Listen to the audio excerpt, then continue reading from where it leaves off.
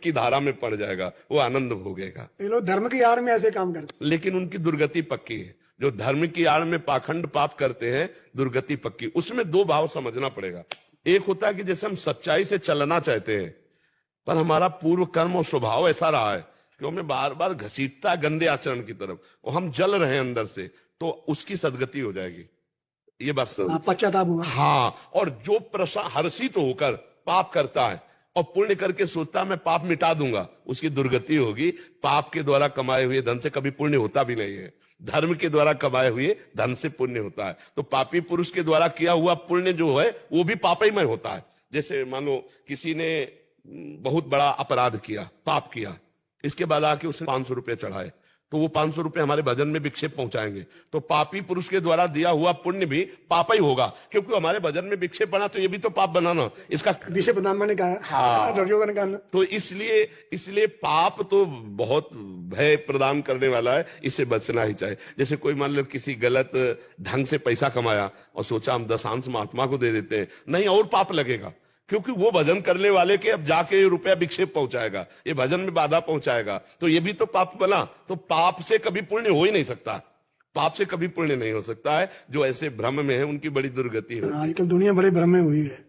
आप भगवान का जब तक सही सत्संग नहीं मिलेगा, नाम जप नहीं होगा, तो बुद्धि सही रहेगी नहीं, तो वो पाखंड तो करेगा ही, नाटक तो करेगा ही। फिर संतों का संग नहीं किया, सत्संग नहीं किया, सच्चे गुरु का संग नहीं किया, तो ऐसा बुद्धि ऐसी रहेगी। हाँ, भगवत ऋषि जी ने लिखा है, बिन विवेक वैराग्य भक्ति बिन सत्य नये को मानो, भगवत विमुख कपट चतुराई सो पाखंडे जानो।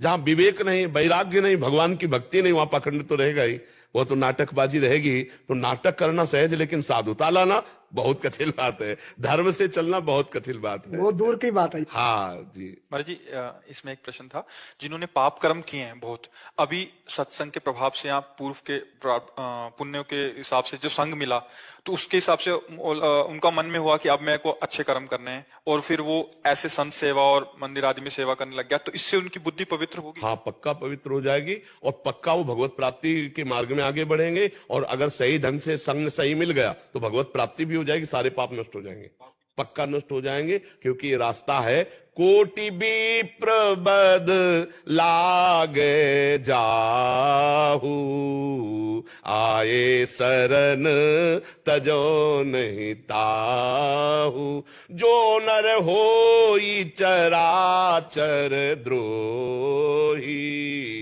आवे सभे शरण तकी मोह। चराचर का द्रोह करने वाला, कोटि कोटि ब्राह्मणों की हत्या ब्रह्म ऋषियों की करने वाला भी हो, और उसको पश्चाताप हो गया कि अब मेरा कल्याण तो केवल भगवान से होगा, अब मैं आपसे नियम लेता हूं, अब लो नसानी अब ना नसयो, आज तक की आप नहीं करूंगा भगवान की शरण में। तो भगवान कह रहे अपिचेत सुदुराचारो भजते माम अनन्य भाग, साधुरेव समंतव्य सम्यक व्यवसिता हिसा। घोर दुराचारी रहा है, लेकिन मेरी शरण में आ गया, अब उसे मैं साधु बनाऊंगा और मैं उसका कल्याण करूंगा। पर ये उसके लिए है जिसने ये नियम ले लिया कि अब लो नसानी अब ना, अब तक हमसे गलती हुई, अब मैं बहुत सावधानी से भगवान की शरण में चलूंगा। अब उलट गया, उलट गया, उलट गया तो काम बन गया। और जो ऐसा कि अरे यार नाम जपने से पाप तो नष्ट हो जाएगा, चलो, इनकी बड़ी दुर्गति होती है, इनकी बड़ी दुर्गति होती है। जो सच्चाई से चल रहा है पर पाप हो गया, पाप हो रहा है,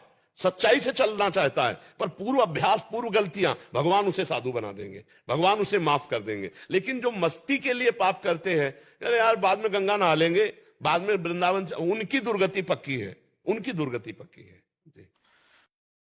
मुकुल कुमार मिश्रा जी, राधे राधे। गुरुजी, गृहस्थ आश्रम में रहते हुए किस तरह सेवा, पारिवारिक दायित्व और भागवत ज्ञान में कैसे सामर्थ्य? सबसे पहली बात तो नाम जपने का अभ्यास करना चाहिए।